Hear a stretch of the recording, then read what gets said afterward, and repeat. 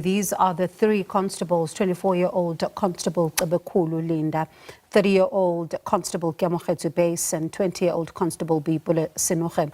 And traveling, of course, in a VW Polo, and still a lot of questions as to what could have happened tonight. And as we bring in Chad Thomas from the IRS Forensic Investigations, and I'm hoping that we keep that picture up there just for a little while longer.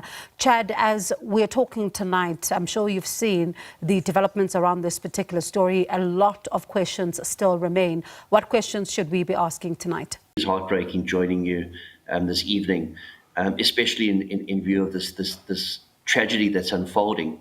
Look, there's so much to unpack here. We now see that there's not just this particular devastating incident involving the three missing police officers, but there's two other incidents that have been detected as a result of this large-scale search. We've got the issue of another SABC employee that went missing over the weekend and whose body was also found in the Hennops River. And then, of course, there was another decomposing body. So 3 different crime scenes, 3 different incidents.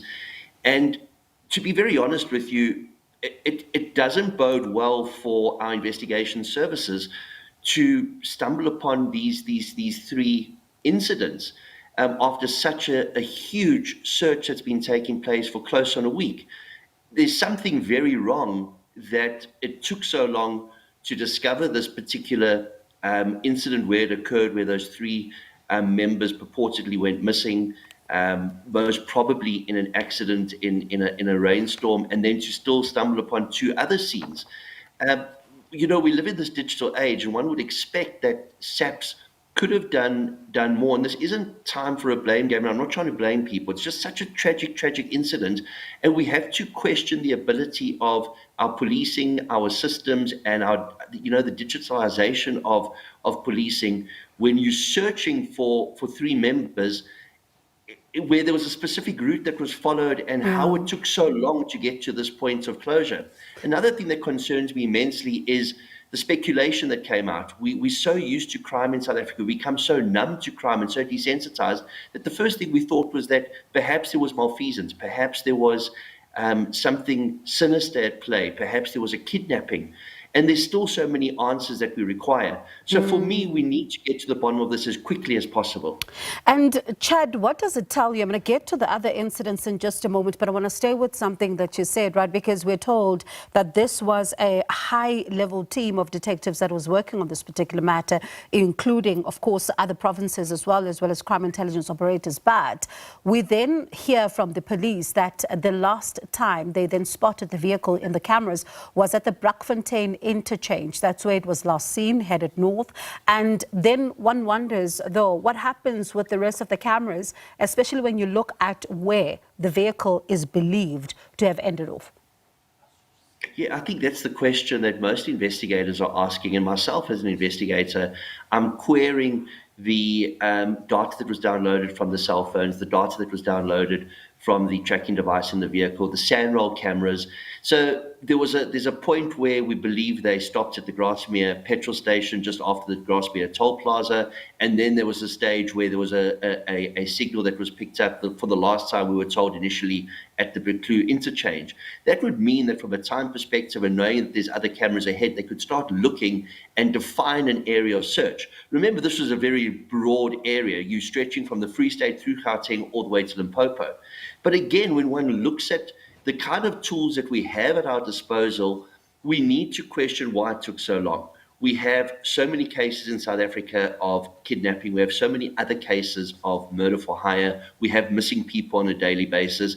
And this particular incident brings home the reality of perhaps capacity and resource issues. Because remember, the police went all out. This was their people that were missing. This was something that impacted on the thin blue line.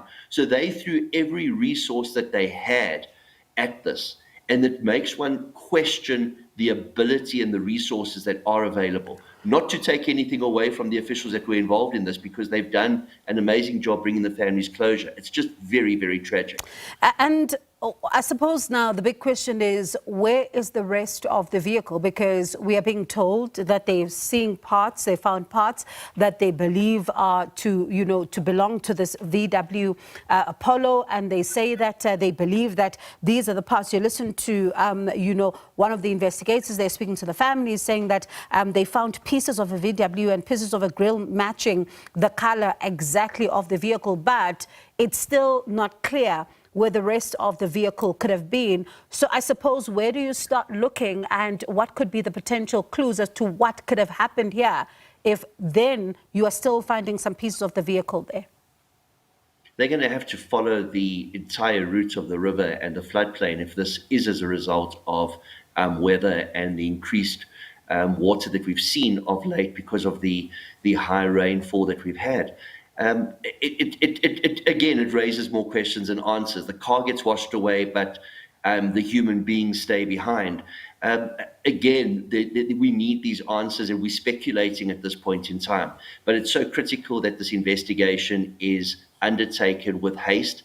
At least there's some closure for the families that these bodies have been recovered. It's just a tragedy of note, but we need to ensure that the momentum continues and that the police investigate this thoroughly, either as a culpable homicide, or that there be an inquest, or to find out whether there is any foul play. And Chad, finally, then you speak about the other bodies that were found there. We do understand now that this was one of the SAPS employees working in Littleton who was reported missing over the weekend by the family, and he had gone to see friends, and then were not able to find him post that. But one would then ask, if you are now finding bodies in such an area along this river, what does it also tell us about the susceptibility of some of these areas, particularly when it comes to what could be potential crime scenes that maybe are going undetected? Again, so much to unpack. These particular scenes of these incidents that have occurred suggests that this could be an area where, due to flooding, it could be a high accident zone. It could suggest that people have in the past also used this as a dumping ground. We don't know the circumstances around the body that was found, that was decomposed. But again, I go to the digital question. When this other member of SAPS Littleton went missing, why wasn't the phone traced? Was there a tracking device on the phone? What's happening? We've become so reliant on the fact that we live in this digital age. We've got all these tools. What is happening that we're not able to use them effectively to be able to locate people far more precisely? And this, we're having to basically go back to old style detective work. Chad, lots of questions, as you say, tonight. Let's see then what happens in the coming days, and what are we being told by the investigations, as the SAPS is telling us that they continue with their investigations there. That's Chad Thomas from the IRS Forensic Investigations.